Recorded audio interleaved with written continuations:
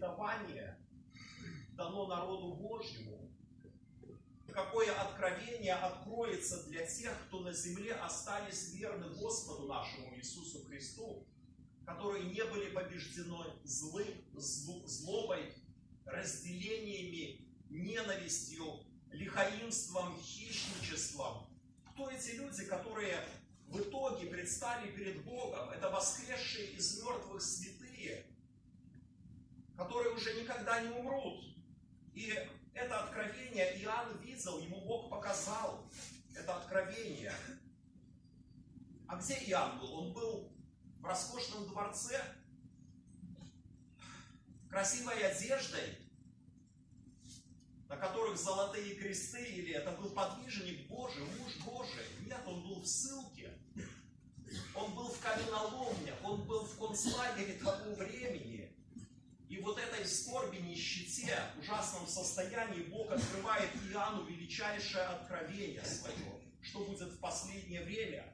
Он указывает на множество святых людей, которые стояли перед Богом, радовались.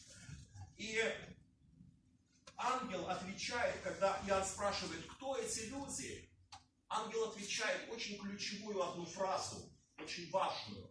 Это люди, пришедшие от великой скорби.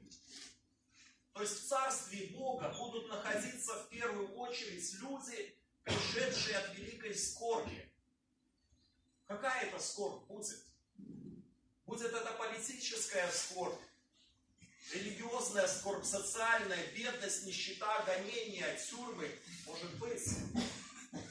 А может это будет бездомность, потому что это великая тоже скорбь. И когда бездомный живет на улице, это ад для него, когда он мокнет, когда он мерзнет. Это тоже великая скорбь другого плана. Человек страдает. Он живет в аду. Пошлет ли Бог человека, который прожил здесь в аду, опять в ад? Наверное, все-таки нет.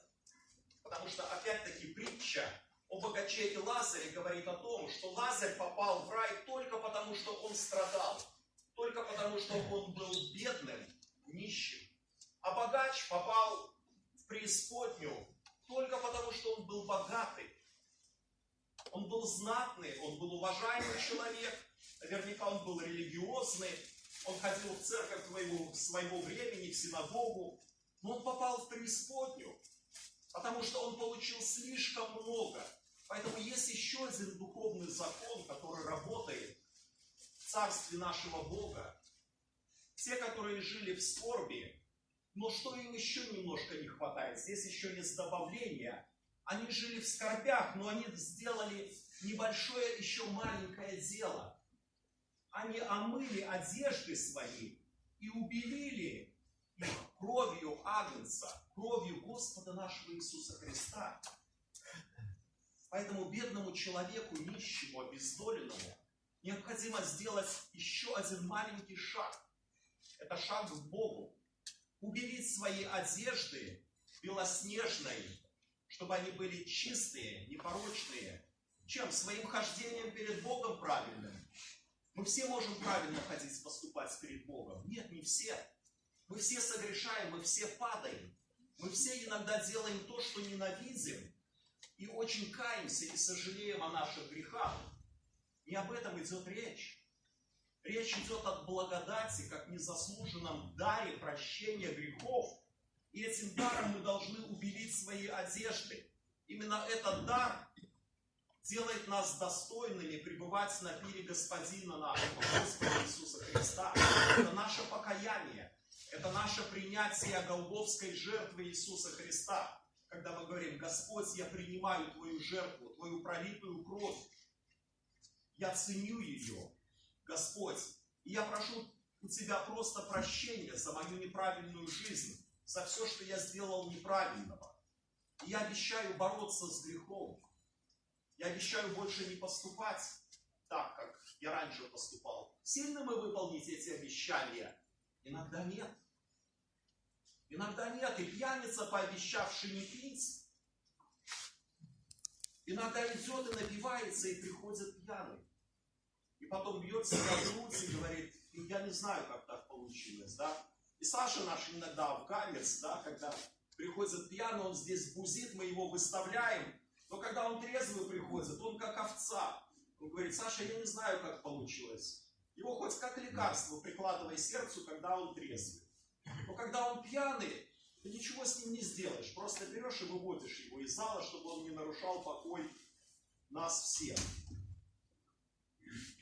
И все равно Бог любит такого человека, который иногда падает.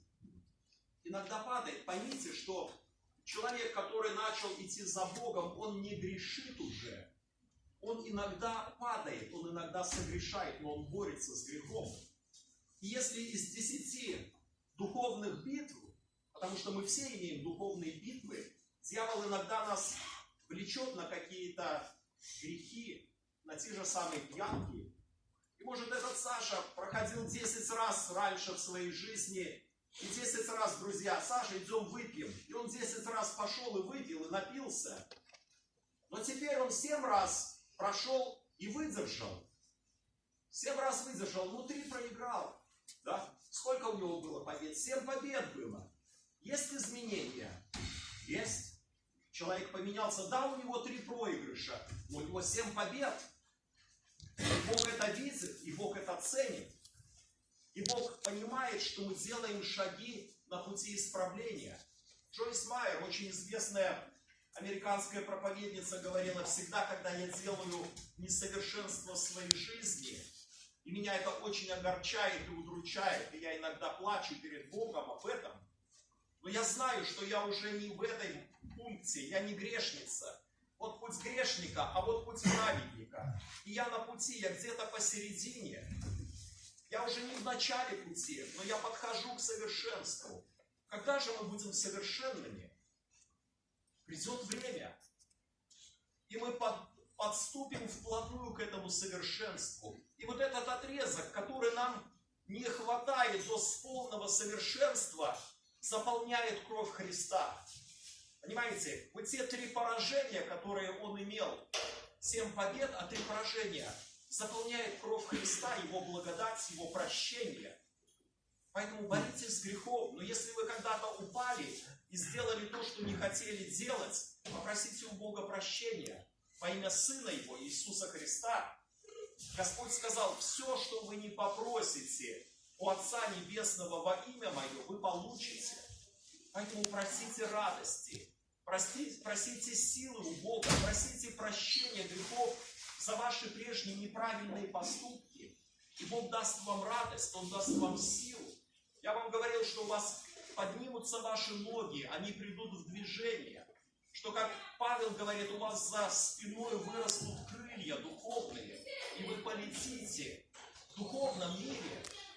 Не буквально вырастут эти крылья, не буквально вы будете летать, но знаете, иногда человек, окрыленный любовью или сбывшейся надеждой, мечтой, сбылась мечта его, он говорит: у меня, я как лечу на крыльях, мне радостно, мне легко. И так христиане ходят по этой земле, их тела ходят по земле, а души их летают в небесах.